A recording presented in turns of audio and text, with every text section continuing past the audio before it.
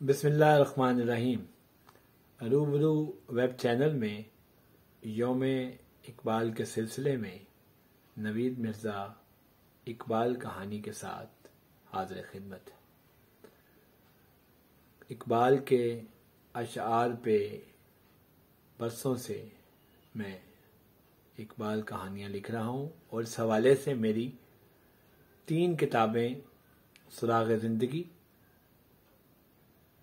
استاد کا احترام اور لوح و قلم منظر عام پہ آ چکی ہیں، جبکہ ایک مرتب شدہ کتاب اسی کانسیپٹ پہ مقدر کا ستارہ چھپ چکی ہے اور 5ویں کتاب اقبال کہانیاں اسی ماہ منظر عام پر آ رہی ہے۔ تو اقبال کہانی بچوں کے لیے یہ خصوصی پروگرام ہے اسٹوڈنٹس ڈے کے حوالے سے۔ ہم اس وقت روبرو ویب چینل کی لائبریری میں موجود ہیں، جسے ہم لائبریری کم اسٹوڈیو کم لائبریری بھی کہتے ہیں۔ تو آؤ بچوں، سنو کہانی۔ شعر ہے اقبال کا: خدا کے بندے تو ہیں ہزاروں، بنوں میں پھرتے ہیں مارے مارے، میں اس کا بندہ بنوں گا جس کو خدا کے بندوں سے پیار ہوگا۔ آج انور خوش گھر جا رہا تھا۔ وہ ایک کارخانے میں ملازم تھا جہاں اسے مہینے کی بجائے ہفتہ وار تنخواہ ملتی تھی۔ آج وہ اپنے ہفتے بھر کی کمائی اپنی والدہ کے ہاتھوں پر رکھ کر ان کی دعائیں لینے کے لیے بے چین تھا، اسی لیے آج اس کے قدم بہت تیز سے گھر کی جانب اٹھ رہے تھے۔ ساجدہ بیگم ایک بیوہ خاتون تھی اور انور ان کی اکلوتی اولاد تھا۔ آج سے چند برس قبل انور کے والد کا انتقال ہو گیا تھا۔ ساجدہ بیگم محنت مزدوری اور سلائی کڑھائی کر کے گزر اوقات کرتی رہیں۔ اس دوران انور نے میٹرک کا امتحان پاس کر لیا۔ انور کو ایک فیکٹری میں ملازمت مل گئی، مگر ساجدہ بیگم بیمار رہنے لگی۔ ان کے لیے کام کرنا کافی مشکل ہو گیا تھا۔ انور ہر ہفتے 500 روپے لا کر اپنی والدہ کے ہاتھ پر رکھ دیتا اور وہ اپنی دوائی سے لے کر گھر کے اخراجات تک سارا حساب ترتیب دے لیتی تھی۔ یوں دونوں ماں بیٹا روکھی سوکھی کھا کر ہنسی خوشی گزر بسر کر رہے تھے۔ اسی وقت انور نے سڑک پر کار کے بریک چرچرانے کی آواز سنی۔ اس نے دیکھا کہ ایک نوجوان لڑکا کار کے نیچے آ گیا تھا۔ دیکھتے ہی دیکھتے سڑک خون سے بھر گئی۔ سب لوگ پولیس کے خوف سے لڑکے کے قریب جانے سے گریز کر رہے تھے کہ کہیں اس حادثے کے کیس میں خود بھی نہ پھنس جائے۔ انور نے دیکھا کہ نوجوان لڑکے کی زندگی خطرے میں ہے، لہٰذا اس نے جلدی سے ایک ٹیکسی رکوائی اور لڑکے کو اس میں ڈال کر ہسپتال لے گیا۔ ڈاکٹروں نے بتایا کہ لڑکے کا کافی خون ضائع ہو چکا ہے اور اسے خون کی اشد ضرورت ہے۔ انور نے اپنے خون کا گروپ چیک کروایا تو اتفاق سے یہ وہی گروپ تھا جو اس لڑکے کا تھا۔ ڈاکٹر نے فوری طور پر انور کا خون لے کر اس کی جان بچائی، لیکن انور کو ٹیکسی کا کرایہ اور ہسپتال کا بل جو تقریباً 250 روپے بنتا تھا اپنی جیب سے ادا کرنا پڑا۔ یہ بھی اچھا ہوا کہ وہ سرکاری ہسپتال تھا، ورنہ پرائیویٹ ہسپتال میں اخراجات بڑھ سکتے تھے۔ رقم ادا کرنے کے بعد اس نے بے ہوش نوجوان کو وہیں چھوڑا اور ڈاکٹر کو اپنا نام اور پتہ نوٹ کروا کر اپنے گھر کی طرف روانہ ہو گیا۔ انور جب گھر پہنچا تو ماں اس کا بے چینی سے انتظار کر رہی تھی، کیونکہ اسے ماں کی دوائیں اور گھر کا سامان لانا تھا۔ گھر پہنچ کر اس نے اپنی ماں کو یہ سارا واقعہ سنایا۔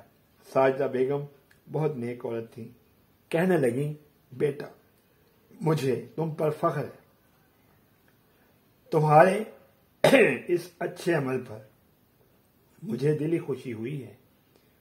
اس ہفتے میری دوائی رہنے دینا، ہم کم پیسوں میں ایک وقت کا کھانا کھا کر بھی گزارا کر لیں گے۔ ہمارے رسول پاک صلی اللہ علیہ وسلم کا فرمان ہے، جس نے ایک شخص کی جان بچائی اس نے پوری انسانیت کی جان بچائی۔ خدا تمہیں اپنی امان میں رکھے اور نیکی کرنے کا جذبہ ہمیشہ تمہارے اندر پروان چڑھتا رہے۔ ماں کی یہ حوصلہ افزا باتیں سن کر انور کو پہلے سے کہیں زیادہ دل اطمینان ہوا۔ اس نے باقی رقم سے ماں کو 2 دن کی دوائی اور چند دن کا ضروری سامان لا کر دے دیا، لیکن 3 دن بعد گھر میں فاقے کی نوبت آ گئی اور ہفتے کے باقی دن انتہائی تنگ دستی میں گزرے۔ کچھ دنوں کے بعد شام کو جب انور کارخانے سے واپس آیا تو اس کی ماں نے بتایا کہ کوئی نوجوان لڑکا اس نے ملنے آیا ہوا ہے اور وہ کمرے میں بیٹھا اس کا انتظار کر رہا ہے۔ انور कमरे में दाखिल हुआ तो एक शनासा चेहरा उसका मुंतजिर था। अनवर ने उसे सलाम किया। ये वही नौजवान था जिसे अनवर ने खून देकर उसकी जान बचाई थी। अनवर भाई, आपका बहुत बहुत शुक्रिया। आप मुझे पहचान तो गए होंगे। मेरा नाम अजीज है। मैं अब खुदा के फजल करम और आपकी मेहरबानी से ठीक हूँ।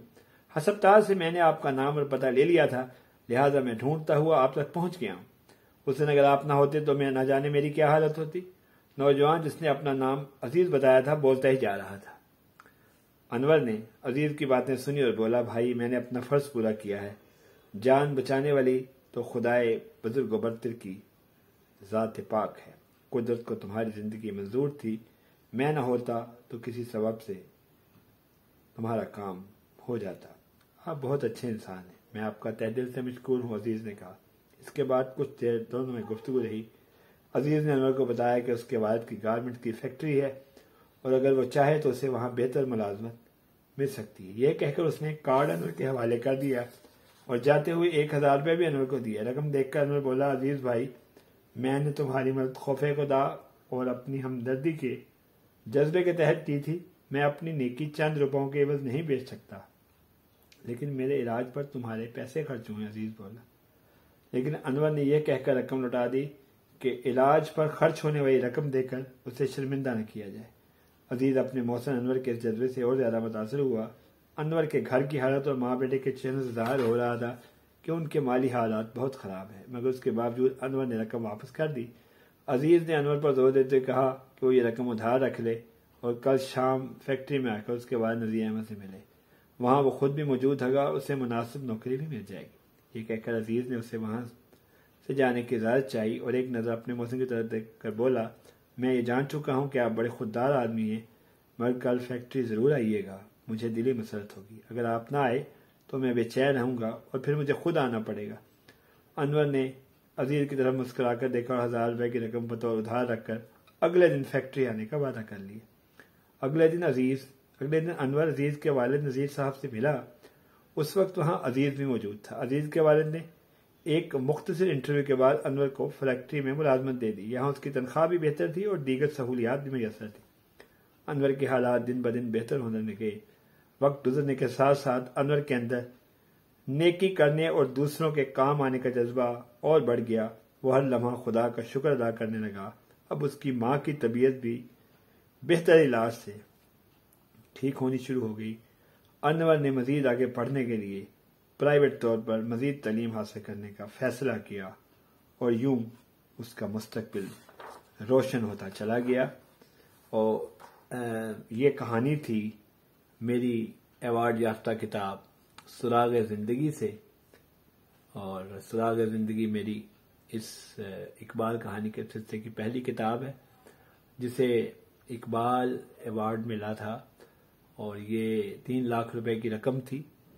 दरअसल ये एक किताब एक ऐसे प्रोजेक्ट में गई थी जहां ये किताब हजारों की तादाद में छपी और फिर मुझे इसकी रॉयल्टी 3 लाख रुपए इकबाल एकेडमी की तरफ से मिली थी। और ये कहानी इकबाल के उस मशहूर शेर के हवाले से थी, खुदा के बंदे तो हैं हजारों, बनू में फिरते हैं मारे मारे, मैं उसका बंदा बनूंगा जिसको खुदा के बंदों से प्यार होगा। तो प्यारे बच्चों, ये आज की कहानी थी, इकबाल कहानी, जो 9 नवंबर यौम इकबाल के हवाले से आपको सुनाई गई। इसके साथ ही हमारा ये प्रोग्राम अपने इख्तिताम को पहुंचता है। अदब इत्तफाल का ये प्रोग्राम था इकबाल के हवाले से और ये बसिलसिला यौम इकबाल हमारे रूबरू चैनल की पेशकश थी। बच्चे बड़े बूढ़े हमारे चैनल को सब्सक्राइब करें। बहुत शुक्रिया। खुदा हाफिज। सलामत रहें। पाकिस्तान जिंदाबाद। कायदे आज़म जिंदाबाद। अल्लामा इकबाल जिंदाबाद।